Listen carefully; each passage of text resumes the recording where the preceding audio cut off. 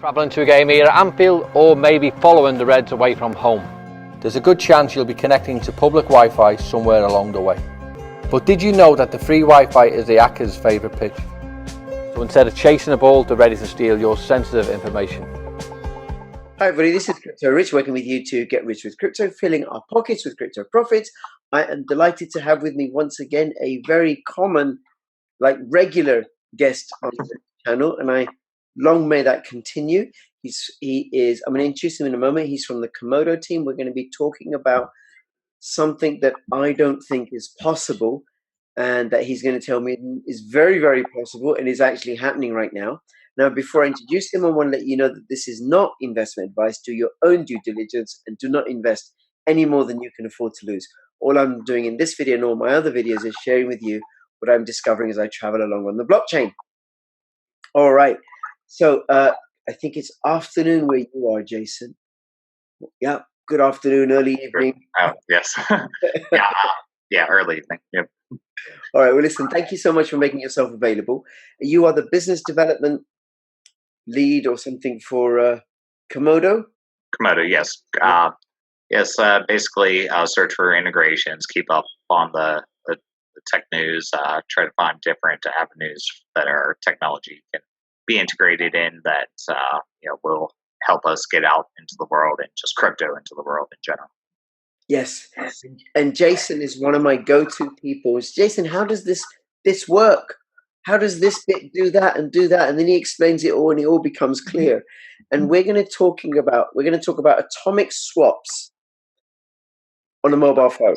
Clearly not possible. Impossible. And Komodo have done the impossible. So what an atomic swap is, and Jason, correct me if there's anything missing or whatever, right? Is you send Litecoin to me, we agree a price together. You send X amount of Litecoin. I send X amount of, I don't know, some ERC20 token that you want. And at the agreed price. And the transaction goes through for both of us or for none of us. It's trustless, cross-chain, cross-currency, and there's no exchange. There's no third party. There's no escrow service. Correct. Yes, it's all done in the code. A pay-to-script address. Just give a little bit more background about the swap process is that when you're depositing your coins, you deposit them into an address. It sends them to a pay-to-script address that reveals a secret that allows the other party to spend your coins. But they don't get that secret until they reveal their secret. So that's what makes it atomic. So atomic in this case, it's from the computer science term atomicity, which means it happens or it doesn't happen. It's an either-or state. There's no in-between state where a swap is partially completed or not. So by giving each party access to the other party's secrets, it allows that party to spend the other party's coins, which makes it so that you will get the coins that you're supposed to get. Yep. That's amazing. And just to, in layperson's terms, my private key stays with me. The coins are never deposited with somebody else. My ERC20 tokens are never deposited with somebody else. Your Litecoins stay with you. You never give up your private key. There's no other wallet that they go to. And the transaction either happens for both of us or it happens for none. Correct, yes. That's just incredible. And even more incredible, apart from the fact that Komodo have managed this with something like over 90% of the coins that are listed on CoinMarketCap. Yes. It can be done on a mobile phone. Yes. And it is being done on a mobile phone. Yes, currently it is. We have just opened our live public beta test. We've accepted 1,000 testers and are currently in the process of doing a rollout to those testers. I think we're in the 400s right now of people we've actually got the software to. Are planning to have the rest done within a week or two. And then hopefully after some good rounds of testing, we'll be able to do a full release by the end of the year. Wow. Okay, I haven't put myself down for the beta test, and I think I will. But I have to ask you a question. What kind of mobile phone? It has to be a smartphone. Yeah, Right? so it has to be a smartphone. Yeah, you need some computer chips in your phone. Can't use that old Nokia brick, but maybe one day, some clever guy decides to hack a way to do it. But yes, you need a smartphone. It's available for both Android and iOS. I'm running it on an iPhone 7s right now, so it's it works even without the latest generation of iPhones and stuff. Okay, I'm not sure how old you can go, but as long as you're within past 4 or 5 years of really technology, you should be fine. Yes. okay because I have a Samsung or a Galaxy S5. That's not how much I know phones, right? My wife upgraded, and I got her phone, her old phone, right? And I know, like the new Exodus wallet, I can't use it on my mobile phone. But hopefully I'll try it with this one. Okay, so I'm going to put myself down for the beta, and then test it out. Now, what I wanted to ask you. So, if I'm testing it, or the testers, are they using real cryptocurrencies or kind of like fake cryptocurrencies, like toy coins? Okay, so both actually. Because a lot of people, especially when they're first trying something out, they don't want to put their real funds, even if it's just a few pennies worth or whatever, at risk. So we have two coins, two test coins called Rick and Morty. They're based off of the popular, television cartoon, of the same name. A bunch of us happen to be fans, so that's why we named them Rick and Morty. But those are free, and you can ask in our testing channel to just have somebody send you some. We also have a faucet out there. However, it's the easiest way is really just to ask somebody else. They're free to get, so it'll allow people to test atomic swaps without having to move their own funds into the wallet until they feel comfortable enough with using the product. Okay. Now I want to come back to this, but there's two things I want to let you know. And I told you this, and I want to let people know this. Right, I am in the process of compiling questions for an interview with JL777. Now he is the founder or the lead developer of Komodo. So if you have any questions that you want me to put to him, put them in the comments below, and I may include them. Somebody may have already said that, or I may not. I don't know. Just give me some ideas for questions. I've got some questions already. I don't know when that interview is going to happen. It's not going to be a live conversation. It's going to be a Discord text conversation. Yes. But so put your comments and questions in the description below. And I also I just want to give a shout out to Physical Crypto Coins, which is, I featured them before. They right now at the time of recording, they've got a discount on physical Komodo coins because they're doing a whole newish release with regards to the rebranding, which we're going to talk about a little bit. The rebranding of Komodo. So it's $9.60. That includes poster packing all over the world. I've got a referral link in the description below, which will give you 10% off. I'm not sure if it's going to give you 10% off this, but it'll give you 10% off all the other coins that they offer, except for the silver ones. There's Burst Coin, Electronium Growers Coin, Hemp Coin. So you can get a 10% discount off all the non-silver coins. And I'm not sure if there's any additional discount on this, but I just wanted to give a shout out to Physical Crypto Coins. Okay, and this is the website for atomicdex.io. Beautiful looking website. And from what I've seen on Twitter, people saying about it, it's very, very easy to use. So Yes. you were saying that people are using Rick and Morty coins, which are free testnet coins that people can get, right? What about the real transactions? What are they mostly in? Currently, a lot of them are Komodo, Digibyte, some Doge, Varus. Those are the ones I've seen. Litecoin as well. Typically, blockchains have a faster block time, just because the atomic swap process it relies on some confirmations, for confirmation process too on each side. So you have to wait for those to complete before the next stage of the process goes on. So the quicker the block times, the faster your swap will get done. So on a 1 minute block, if both chains that are trading are 1 minute block times, entire swap takes about like between 3 and 5 minutes. 3 to 5 minutes, the whole thing. Right. And you have the coins back in your pocket, or in your pocket, sorry, wallet,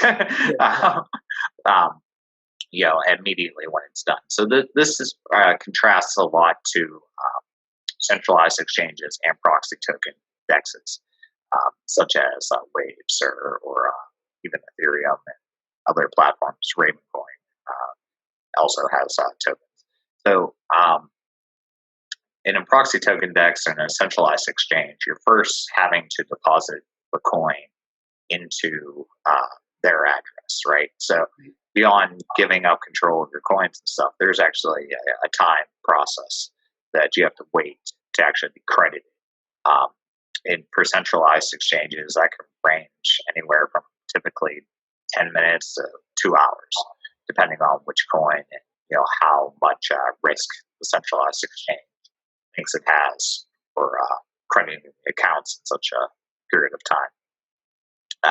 Where the atomic dex is very different is that you can just load your coin, your private key right into the wallet and not have to actually send your coins anywhere.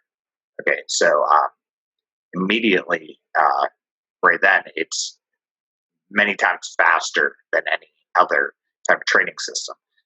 I'll give an example. So on Binance, it takes 2 hours to credit a Komodo account. Well, I could have already swapped from Komodo into whatever coin I wanted to within a couple minutes, and still, if I were to do a side-by-side speed test, I'd still be waiting for the Binance deposit to clear before even trading.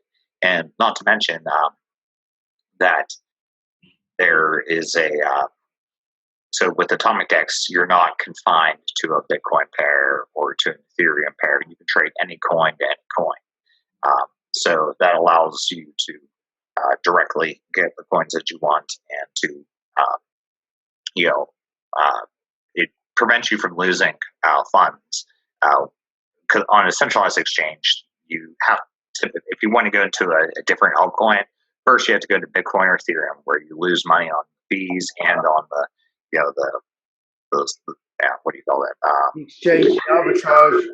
The spread. Sorry, I was thinking that. Split wasn't on my percent, but spread. Sorry. So you lose on the spread, you lose on the fees, and then you lose on the fees again, and spread again when you get your second coin. So this totally avoids all that. Like you're trading just direct with another person, and so you don't have to worry about losing money switching in between a couple different coins just to get where you want to go. Yeah. Okay. What about if there isn't a seller on the other side? Okay, so if there isn't somebody to match your order, it essentially creates the order for you and posts it on the order book. Now, currently, the order books are not visible in the GUI. They are in the command line. However, and we do plan on adding this feature into the mobile GUI because sort of for the more hardcore trader, they're going to watch the order books. But for your average day-to-day person that just wants to swap between one or another, they're just looking for the best price. They're not looking to try to do some long-term trading game where they need to have their the orders placed at certain amounts and ready to switch at certain times and things like that. So currently, it's the order book is invisible, for GUI users, but it will be here in the future. And if you need to use the order book right now, you just have to become familiar with the command line. Okay, and then how are the prices determined? You set your whatever price that you feel like. It's basically you are the exchange at this point, so you get to choose what you want for what. So say if you you wanted to swap your Komodo out for Litecoin, but you only would do it like 10% above, the equivalent fiat value, then you can set that. Additionally, we have a thing called liquidity multiplier. So you don't have to lock up your coins to place an order, which is on 99.99. I think all centralized exchanges, but I'll just say 99% just because I haven't been to all of them. But Sure. You can use the one order to place, or one set of coins to place multiple orders, and it will pull the multiple orders off the order books whenever it gets fulfilled. So this allows you to be able to not have to space your coins out amongst which different trades that you want. If you had several coins in mind that you wouldn't mind getting, just place one order, or a couple orders for one set of coins. So this, and on the exchange end, it adds more liquidity, right? So you can have one Bitcoin and place 1,000 different orders. That's 1,000 Bitcoins worth of liquidity. So it's beneficial for both the users and for the exchange process itself as well. Okay. But just on that Bitcoin example, so I have one Bitcoin. I can place orders for 1,000 swaps with that one Bitcoin, and then as soon as the first one gets filled, right, the other ones are cancelled. Correct. Yes. All right. So it's not like we're talking about naked shorting, making up Bitcoins. No. It's just a way of just we figure most people who are trading altcoins are interested in more than one altcoin. So it makes it just a lot easier for to gain liquidity for these lower cap coins, and it provides a way of trading that is not really found in centralized exchange or other exchange models. So we think this will bring a lot of users to the platform once they understand the benefits of being able to turn your one Bitcoin worth of orders into 1,000 Bitcoins worth of orders. Yes. And what about the fees? Okay, so the Atomic DEX does have a fee involved with it. It is a 0.15% fee only on the taker side. So even just 0.15% is a lot lower than those centralized exchanges. I believe Binance charges 0.2, and on both sides of the trade there. So we're charging lower and only on one side of the trade. Additionally, we are working on a mechanism that will allow orders that are placed in Komodo to pay even a further reduced fee by neighborhood of a 10% reduced fee as well. So they add benefits to the Komodo ecosystem, which brought the Atomic DEX, giving the coin itself more utility, and at the same time provides like a reason for Komodo to be the primary base pair of the exchange. Though it's not required that you trade in Komodo. It's just expected that since we built it, we're probably going to have the most liquidity on it. So Sure. So let me get this. So you and you're going to send me your Digibyte. I'm going to send you my Litecoin. Okay. Right. You've posted the order. I'm like, yeah, I'm going to match that order. You would pay 0.15% fee, right? Right. Yeah. If I'm looking, if you're the maker, if you're the one who's looking to sell their Litecoin, and I'm the one looking to buy, so the buyer's the one that pays the fees. The buyer's the one that pays. Okay. So you'd pay 0.15%, and it's in your currency, Digibyte.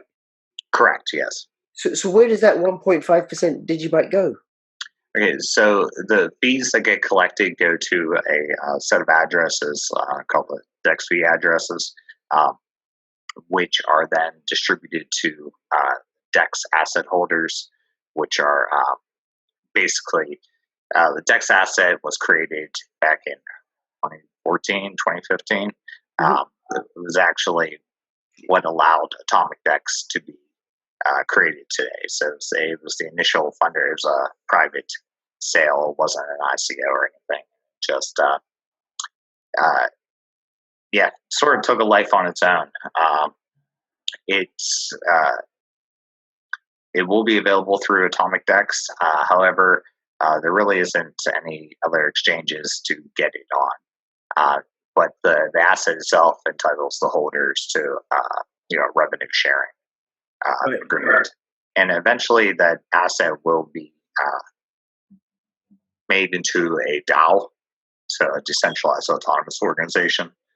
So currently, JL777 will be handling the payments until that happens. But when that does happen, then it will be fully autonomous. Nobody having to actually get involved in any manner. It's basically, it will be what we all hoped DAO was supposed to be back a couple years ago. But yeah, so the fees do get paid out, and those fees, when they do get paid out, they get first converted into Komodo. So that will additionally provide liquidity onto the exchanges, from the coin, the fee coin to Komodo markets, and so that will benefit Komodo, benefits liquidity on the exchange, and so okay. Okay. Are there any limits on the amount that can be exchanged? Like, if I wanted to exchange 1,000 Bitcoin? No, there is no limit on the amount of coins that you can trade. We view that Atomic Dex, while an OTC exchange isn't its only application, it'll probably be its primary one. So that having limits on people trading is sort of against our ethos with the whole Atomic Dex project. Additionally, there is no KYC, no AML. You control your coins the whole time. There's no reporting mechanisms. And additionally, there are a couple privacy features associated with the Atomic Dex, or possible privacy features. So one is that the basic level, which is just SSL enabling. So that just provides a basic level of encryption. So if somebody's just sniffing traffic on the internet, they don't see, oh, this guy is sending Atomic Dex transaction. You'd be surprised how many coins out there send all their stuff in plain text. So while it's not going to compromise anything, it at least could give somebody a little bit more information that wanted to give them. The second privacy beneficial thing. Now, this isn't built into Atomic Dex. However, we have just tested to see if it works, and it does. Is that you can route your Atomic Dex transactions through Tor, so you can hide your IP address through that as well. So, which is really nice because Tor, when you use an encryption, network, typically it slows down, transmission of data. That's why they say you shouldn't run torrents through Tor and stuff like that. But it doesn't seem to have an issue with Atomic Dex. The amount of information transmitted is actually very little, so it's more just just other issues that make the transaction take longer. But I was able to do an atomic swap with one bar on my cell phone, not even 3G, in the middle of the friggin' woods. Was able to do an atomic swap. And it's so it doesn't slow you down that much, is what I'm saying. But if you're a stickler, if you're one of those guys that tries to shave off every millisecond, then obviously it's going to add a little bit of time to your swaps. Sure. And will using a VPN also help as added security? Yes. VPN will also help. But just like I said, every layer of encryption that you add is slower. Yeah. Okay. So for a minute block time chains, that's probably not going to be an issue. But if you're trying to do a swap with Bitcoin, like that might just, might drive you over the edge of just like, well, I want to get done. Yeah. Now, Jason, so There you are in the woods. I've promised you for your 1 digibyte 1,000 Litecoin. So I'll take that. you will, right? Right? Or your 1 Dogecoin 1,000 Litecoin. Okay, because I'm new to this space. I've not done any due diligence, right? Not quite done my own research, and we agree on it, and then your battery runs out. Okay. So there are cases where swaps will not complete, such as like so for the atomic DEX to work, both parties need to be online. So if one party doesn't, goes offline while the process is still going on, it will stay in a stuck state, and then approximately after like 4 hours, the coins get returned back to their original Right. party. So yeah, if a battery dies or your battery dies and stuff, Go out of signal area. right? Yeah, you just gotta wait a little bit, and you'll get your coins back. And if it just dies and you're able to get a charge back on stuff, you might be able to still even complete the original swap. So it's not like if it interrupts, then you're completely screwed. It's like you have a little bit of a window, but but there is no worries. You will get your coins back because, like I said, the atomic swap process either happens or it doesn't, and if it doesn't happen, the parties get refunded. Yep. Now, Coins never left. well, there is one thing. The taker side will lose their fee, so that is the one downside of if your swap doesn't complete, or your battery dies, or go out of service range or something. So 0.15%. right, yes. So that's one thing to be careful of. So yeah, it's better to make sure you're have a decent internet connection, but it doesn't require much internet to actually complete a swap. So Sure. as long as you're not running on trying to do a swap at 1% battery without a power cable nearby, I think you'll be fine. Okay. Now, what about load? So right now there are you said about 400 people beta testing the atomic DEX.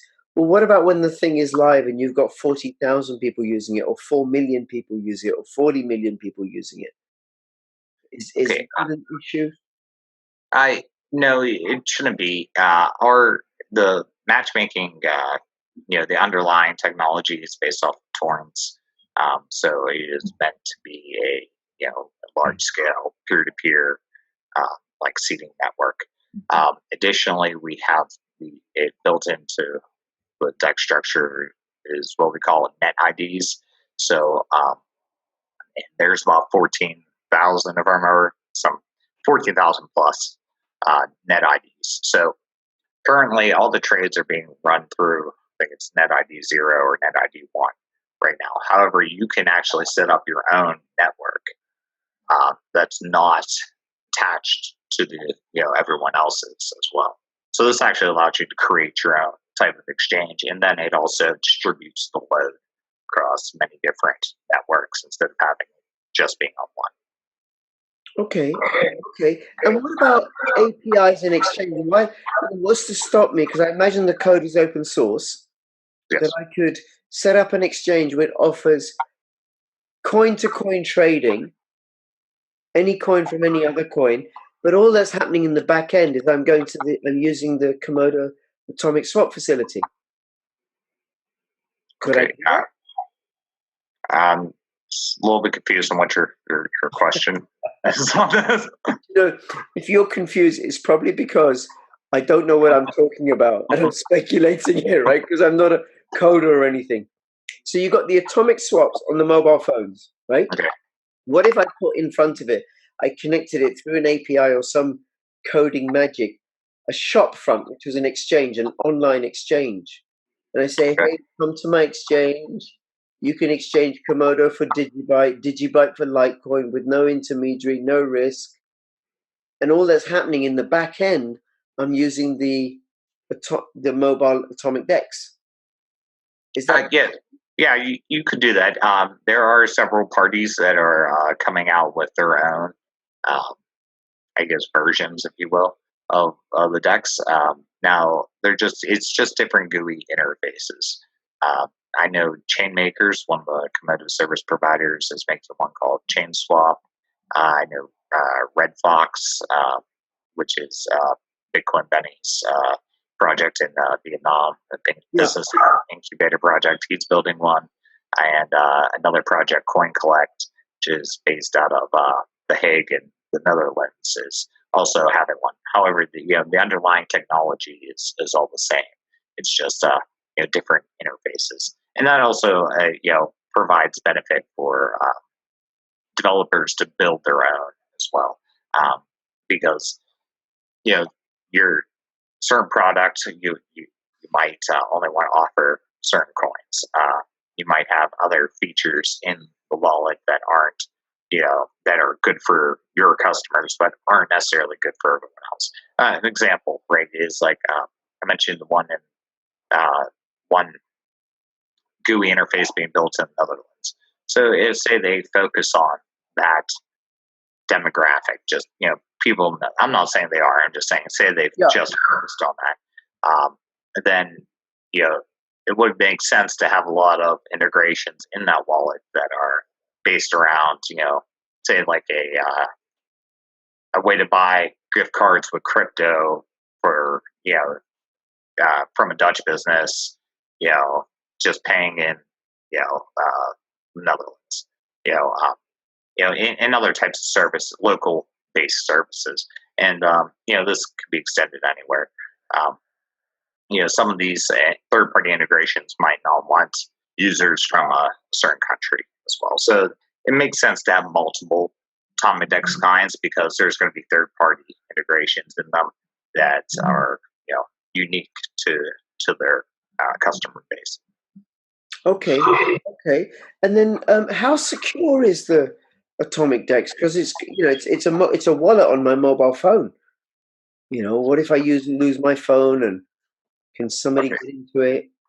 Okay, so a couple things with the Atomic Dex security.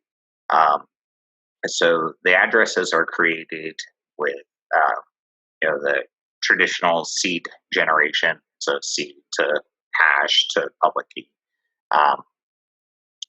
So as long as you keep your seed, you'll be able to access it. Say if you lost your phone and such. Additionally, in the wallet itself, there is a PIN code and password mechanism. Mm-hmm. So that's two additional layers to be able to do a swap, as well as biometric protection as well. Now, I understand that it's just the basic. However, we're planning on adding that to even if you were trying to do a trade to add the biometric, not just open the app. So I have that activated right now. Basically, it's just record your through your iOS device your thumbprint, and you can press it and it'll allow you to access the app. So there's several security measures in place to prevent, say, a lost or stolen phone and somebody accessing your funds. Now, what about if I want my order history from the Atomic Dex? I want to know, is that